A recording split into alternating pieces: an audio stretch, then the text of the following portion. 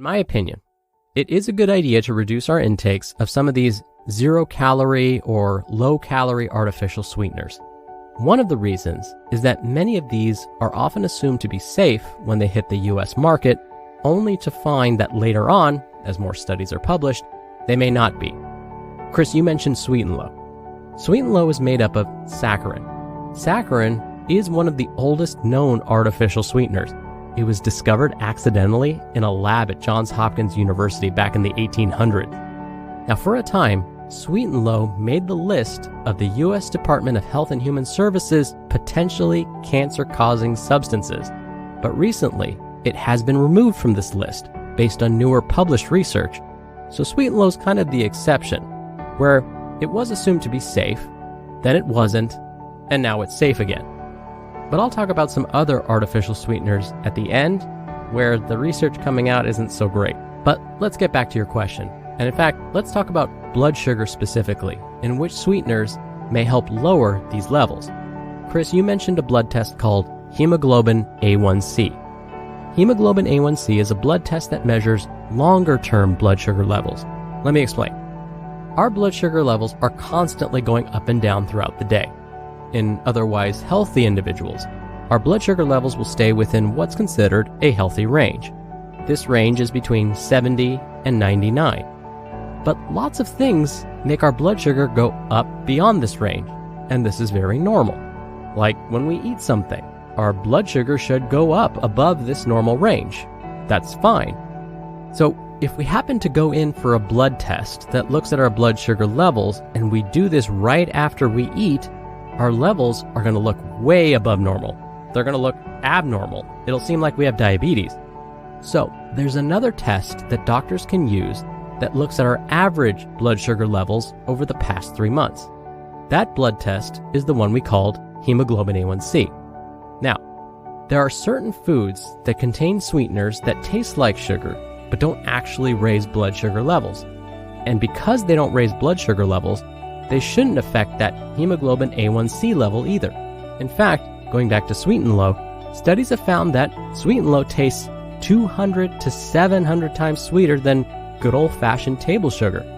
But the body processes these artificial sweeteners differently than table sugar.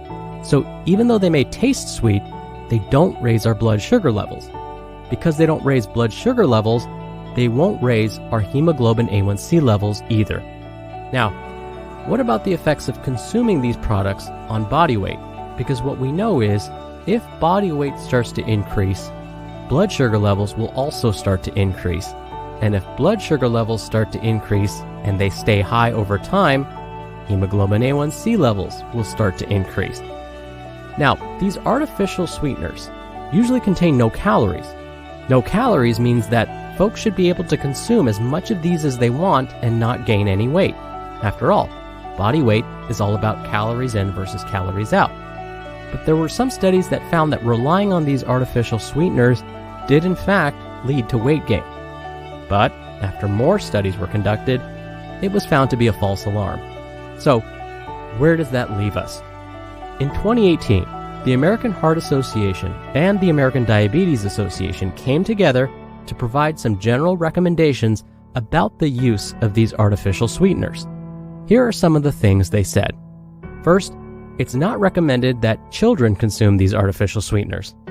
For adults, drinks flavored with artificial sweeteners may be a helpful but temporary replacement strategy to reduce intake of sugar-sweetened beverages, like regular sodas and sugar-sweetened iced teas.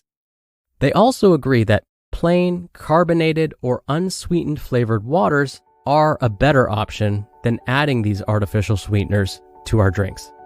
They caution that for any noticeable changes to blood sugar or body weight, it is important to monitor calorie intake from other foods and beverages too.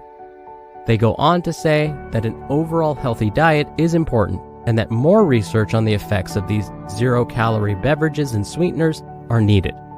Now, I should mention that based on your question, Chris, I focused much of my attention on Sweet and Low specifically, but some artificial sweeteners may not be as safe to use. For example, I've mentioned before how the research on Splenda and its effects on the body aren't looking all that great.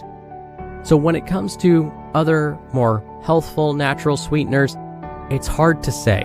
I really can't recommend one until more studies are performed. And again, that's because in the US, most of these sweeteners are considered safe until proven otherwise. And that proven otherwise takes some time. Researchers have to do many studies before any conclusions can be made.